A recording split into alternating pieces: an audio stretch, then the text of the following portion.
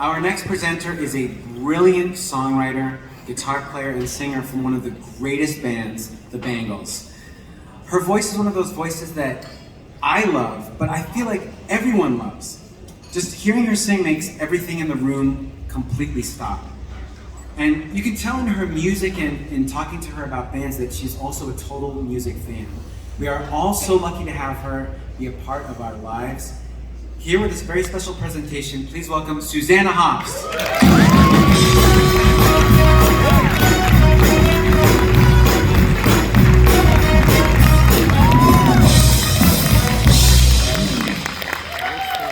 Thank you, Fred. I'm absolutely thrilled to be the person who gets to acknowledge Peter Asher tonight for his long career of musical excellence and the joy and creativity he has brought to all of us. At the height of the pandemic, I got a call that Peter was interested in working with me on a record. That call was like sunlight breaking through the clouds. It was hope and joy. Peter had produced records that changed my life and cemented my path as a musician. James Taylor's Sweet Baby James, and Linda Ronstadt's Heart Like a Wheel. I taught myself to sing along to these records. I literally wore out the vinyl. Peter's productions enchanted me and shaped me. I don't know that I'd be doing this, making music, my life's work, without the influence of those records. Peter's musical touch and sensitivity are unique. Every moment and the spaces between moments are a lesson in craft and artistry, singular to Peter Asher.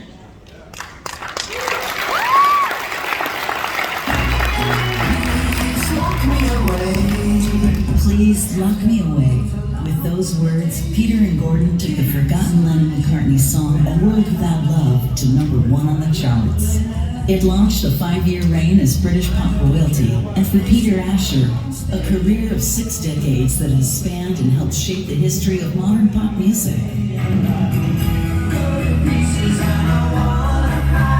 From the British invasion of the 60s to the California rock of the 70s, pop pioneer Peter Asher had a fundamental influence on the course of contemporary music that is still felt today. I'd like to introduce 2 young men who have been hailed as the greatest import since the Beatles, and they have gold records to prove it.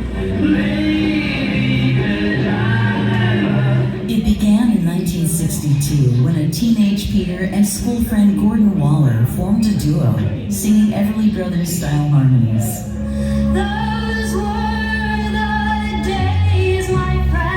When Peter and Gordon broke up, former housemate Paul McCartney asked Peter to join the Beatles' newly founded Apple Records. There, he helped sign Mary Hopkin, Jackie Lomax, and Badfinger. But the artist that changed everything was a young, unknown American. His name was James Taylor. Yes, I'm going to Carolina in the mine. Asher produced Taylor's debut album for Apple. It wasn't a hit, but he was so certain of the talent, he resigned from Apple and moved to the US to manage James. And rockabye my sweet baby James. Asher continued to produce many of James Taylor's albums, including Sweet Baby James, for which he received his first Grammy nomination, and Mudslide Slim and the Blue Horizon, featuring the indelible Carole King cover, You've Got a Friend.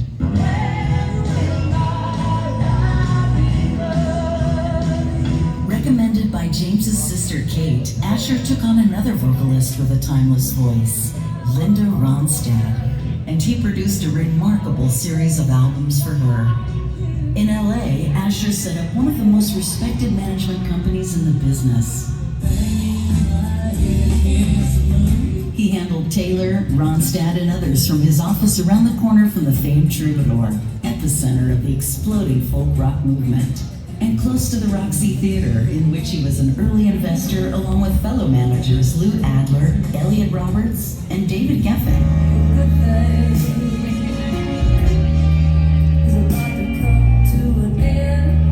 Asher played a pivotal role in shaping the California rock sound, producing records for Randy Newman, Kenny Loggins, J.D. Souther, Andrew Gold, and Bonnie Raitt, as well as Neil Diamond and Diana Ross. on hit albums for artists as diverse as Cher's Love Hurts and 10,000 Maniacs' breakout In My Tribe. And he produced his friend Robin Williams' Grammy-winning Best Comedy album. Spending a decade in the corporate world, Asher joined Sony Music Entertainment as Senior Vice President before returning to management as President of Sanctuary Artists. In 2007, Asher reunited with James Taylor to produce Live at the Troubadour, the reunion album with Carole King and Taylor's original band, The Section.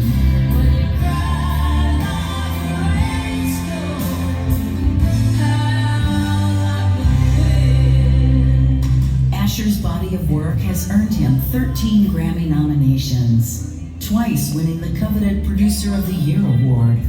And he's also been honored with a CBE, Commander of the British Empire from Her Majesty the Queen. It has been an extraordinary ride.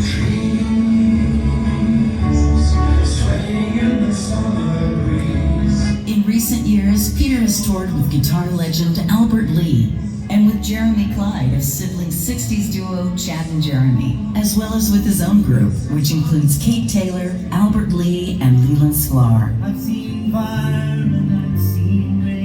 Peter also continues to regale new generations of audiences with his legendary tales, publishing a book about his personal reminiscences with the Beatles, hosting a Beatles radio program, and touring with his multimedia stage show.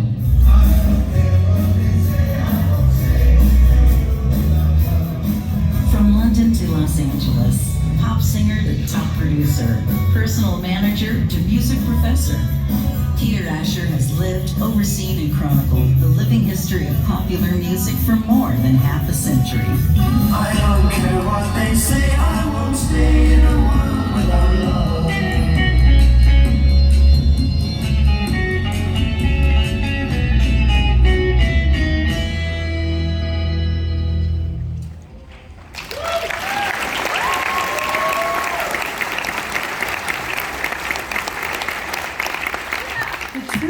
I feel like I've known Peter my entire life. I remember being entranced by the sound of his voice coming through the car radio as a little girl. A World Without Love is one of my earliest memories of hearing voices blending together, and it most definitely informed the sound of my band, the Bangles. I could never have imagined in that moment what getting to know Peter as a human and as an artist would mean to me. Peter, Wendy, and their daughter Victoria welcomed me into their world this past year. They are like family now, and Peter is a cherished friend and collaborator. I often say that music reminds us of what it is to be alive, to be human, to be connected. Working with Peter and his dream team of musicians was the ultimate connection. Jeff Allen Ross, Cooch, Danny Korchmar, Leland Sklar, Waddy Wachtel, Russ Kunkel, and Albert Lee. If you were a fly on the wall during the tracking process of our record, you would have seen me dancing the Watusi through the whole experience. I have the greatest love and respect for these artists and our producer extraordinaire. The always dapper, the discerning, the perfectionistic, but dedicated, and now the newest member of the NAMM TEC Hall of Fame, the dear Mr. Peter Asher.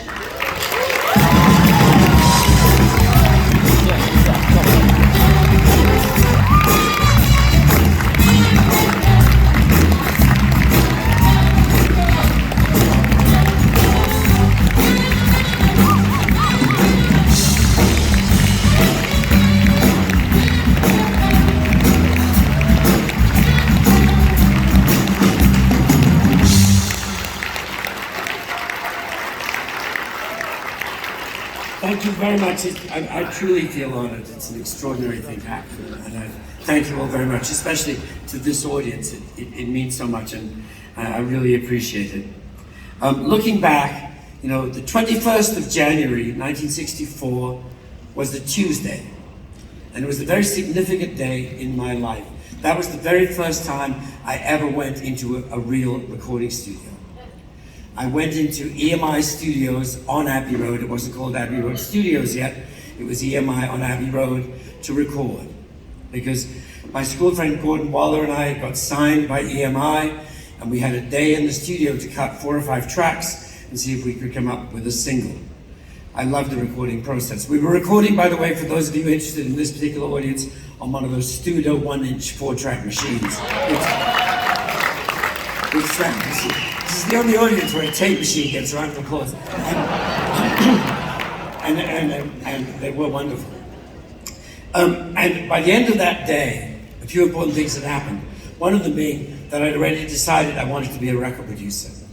Once I saw what a producer could do in terms of shaping the song, having ideas, telling brilliant musicians who play infinitely better than I do, telling them what to do, which I think is a miracle. And people actually try out your ideas, and it's been a pleasure.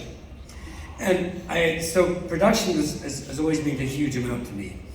Even though I've been very lucky, I get to play so many different roles, writer, performer, broadcaster, consultant, and all this other stuff. If I did have to pick one single favorite occupation, it would be record production. So I have to thank for this award, not only the TEC committee, but NAMM as a whole, and all the brilliant people who attend NAMM and what they give us. All the great technology, the amazing instruments, the incredible inventions, which of course sonically flourish in the hands of brilliant engineers who are so important to production. I mean, if you think about it, it's no wonder I've been able to make some records that sound pretty good. As engineering, I have worked with Jeff Emmerich, George Massenburg, Nathaniel Conklin, Lynn Earls, Frank Wolf, Frank Filippetti, Al Schmidt, Ed Cherney, Nico Bolas, Val Garay, and so many more. And there are some brilliant new engineers too, like Susie Shim, who's now become an incredibly successful producer in her own right. And so many great musicians. Obviously Cooch and Waddy and Lee and Russ and all my old friends, but so many terrific players out there now too. And so many beautiful instruments and devices. I admire them all. Everything from my original 1964 J200, which is my favorite acoustic guitar in the world, to my favorite 251, which is my favorite microphone, and all the cool plugins that they keep inventing. Because Melodyne can do things now that if I talked about them in 1960 would have sounded like science fiction.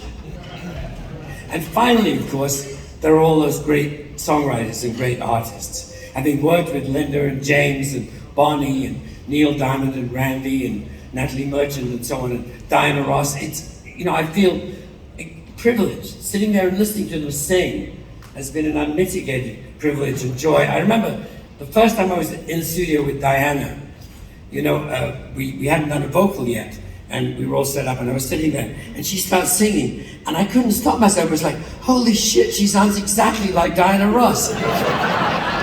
Which shouldn't have been surprising, but I'm somebody who had every Supreme single memorized, and there was that amazing voice, So those voices continue to impress me.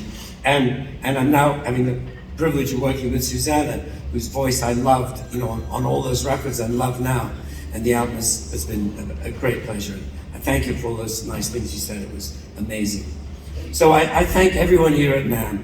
I thank the good fortune that I have in that I'm so far neither deaf nor dead. And thanks above all for the fact that I'm still working, that talented people still ask me to come and help them make a record. And there is literally nothing in the world I would rather be doing than that. I couldn't have done it.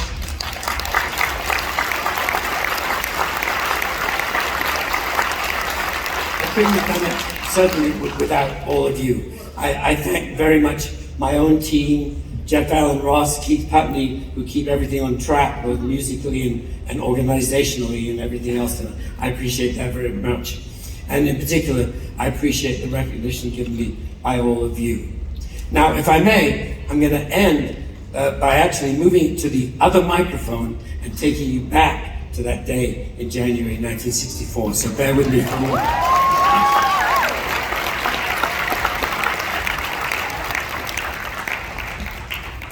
Because on that day, we did cut about 5 tracks. And by the end of the day, there was no doubt in anyone's mind which song was going to be our first single. And it came out a month later and went to #1 all over the world and changed my life forever. So I owe this song a debt of gratitude. And It was a Paul McCartney song that he'd written and left unfinished because John didn't like it. I heard it. The Beatles were not going to record it, and I asked Paul when we had our record deal if we could have it, and he said yes, and that's the song that changed my life forever. So it also does make a very good sing-along. So I'm going to ask all of you if you would join me for this rendition. Now, I recognize that some of you may be thinking, oh my God, this record was #1 60 years ago. You know, how am I possibly supposed to know it? And of course that could be true, but you'll actually find, I bet, that if you start singing, through the mists of time, those of you who are old, and even if those of you who are young might have heard it on the oldie station, some of it may come back to you. So I urge you to please join in and sing with me. And actually, by the time we get to the last verse, I'm so confident that you will totally be nailing it, because the last verse is the same as the first verse, so you can get to know it. By the time we get to the last verse, I'm going to leave the track to you. We're going to stop, and you're going to sing the last verse by yourselves. So please join me for the special NAMM version of World Without Love. 2, 3, 4.